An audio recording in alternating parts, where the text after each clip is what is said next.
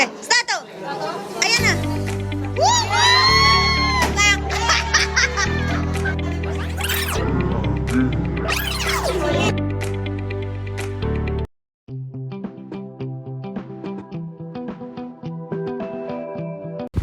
まず車をね、あそこの美浜の駐車場まで持って行ってもらいたいんですよ。ここは許可されてないから、許可されたところで駐車場するんで。 Hello everyone!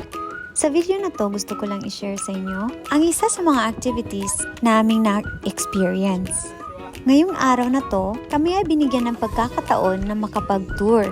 Lingid sa kaalaman ng lahat, ang lugar kung saan kami nakatira ay halos napapalibutan ng nuclear plantations. Kaya every year, meron talagang mga drills or trainings na kinakandak ng WANETS o ito ay isang grupo na may kinaukulan sa nasabing bagay. Ang layunin nila ay makapagbigay awareness sa lahat. So ito pala sila, ang mga taong nag-guide sa amin. Dalawa pala ang pupunta namin dyan mamaya. Una ay pupunta kami sa Mihama Town Energy and Environmental Education Center. Pagkatapos naman doon, diretso na kami sa Mihama Nuclear PR Center. Medyo ang init talaga sa panahon na yan. Kami ay pupunta na ngayon kung saan kami mag-meet lahat. At kung saan doon namin hihintayin ang aming bus papunta sa Mihama Town Energy and Environmental Education Center. For pa pala kami pupunta, meron palang naka-reserve na lunch para sa amin. And take note, ang tour na to, pati lunch namin ay libre lang. Pinapili pa kami niyan kasi maraming mga particulars na mga menu kung ano yung gusto namin. Team yan, ayan. Yan, team yan ha, ayan. Mga bata at magagandang team yan. Ako dyan ha. Ito ang mga C-team. So ayan, nandito na kami sa loob ng bus kung saan pupunta kami sa restaurant kung saan ang reservations namin. First time ko ang experience na to. Kaya nakaka-excite at marami kami mga kaibigan na nandito. Kaya lalong mas bibot, lalong masaya. Unusual kasi to, lalo na sa mga kaibigan namin dahil madalas pag Sabado meron talagang pasok ang bawat isa. Buti na lang nakapag-rest day sila, pati panahon din nakisabay. Kaya nakaka-enjoy talaga.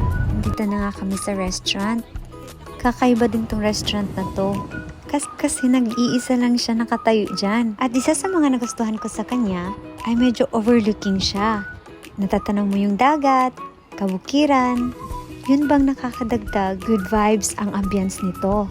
Naku, grabe talaga ang busog ko dyan. Dahil maliban sa pagkain ko, ako din ang kumain sa pagkain ng anak ko. So, andito na kami sa Mihama Town Energy and Environmental Education Center. Siguro nasa 20 packs kami niyan or more. Tapos lahat kami mga Pilipino. Kaya lucky talaga kami sa experience na to dahil nakakapag-refresh ng utak. So sa taas niyan, dyan kami mag-start. Malalaman namin sa bawat activities ang bawat energy na magagamit. For example, sa video na yan, sila ay nagsasagwan dyan. At sa pagsagwan nila, masusukat dyan ang energy na ginamit ng katawan mo. Halos lahat kami nagtry niyan. Dahil kami lahat first-timers. Curious din kami syempre, paano kung kami magsasagwan? Ilang energy kaya magagamit namin? Kaya sobrang tawang-tawa kami dyan. Nakasulat dyan sa screen na yan, ang time at saka energy na nagamit. Ang next naman na tinry namin ay yung pagtakbo. Yan, nakakatawa. Ang pinsan ko ang pinakauna dyan. Ang next naman namin tinry ay itong power generation. The more na mag-circulate ang propeller na yan, the more naman ito mag-generate ng kuryente. Wala lang, amazing. Kasi at first, hindi ko talaga naintindihan. Kalaunan ko lang naintindihan, ganun pala siya. Okay. At ito talaga ang pinaka-interesting part para sa akin. Kasi kung ilalagay talaga sa isipan ng mga natutunan dito ngayon, pwede ito ma-apply sa everyday lifestyle natin. Lahat kasi ng mga appliances dyan, bibigyan ka talaga ng awareness kung anong appliances ang pinakamalakas kumain ng kuryente. Naku, nakakashock talaga. Kaya wag ka nang magtaka kung bakit ang mahal-mahal ng kuryente mo. Hindi din ako nagtataka itong mga Japanese. Bakit napaka-aware nila sa mga gastusin nila, lalong-lalo na pagdating sa mga kuryente. Pag hindi ginagamit, halos lahat patay. Lalo na sa mga ilaw, tubig, dahil particular talaga sila sa mga bagay na ganyan. Kaya natutuwa talaga ako sa experience namin na to. Nakakatulong talaga para mismo sa sarili mo, alam mo rin ang kahalagahan sa mga ginagamit mo. So yan! After ng mga activities, pumunta na kami sa labas dahil may mga naka-display dyan na mga gamit kung saan hindi na kailangan ng kuryente. Yun yung ginagamit daw ng mga dating Japanese.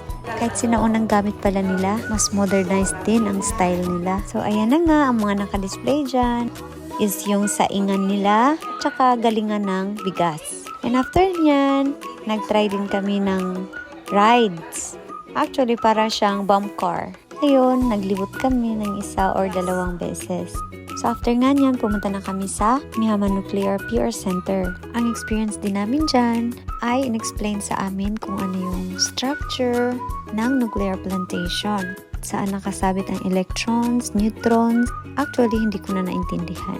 Alam masyado na alimang sinasabi nila. Tsaka parang may 3D na pinapanood sa amin na salamin. Anyways, ang importante, nag-enjoy kami. Thanks for watching!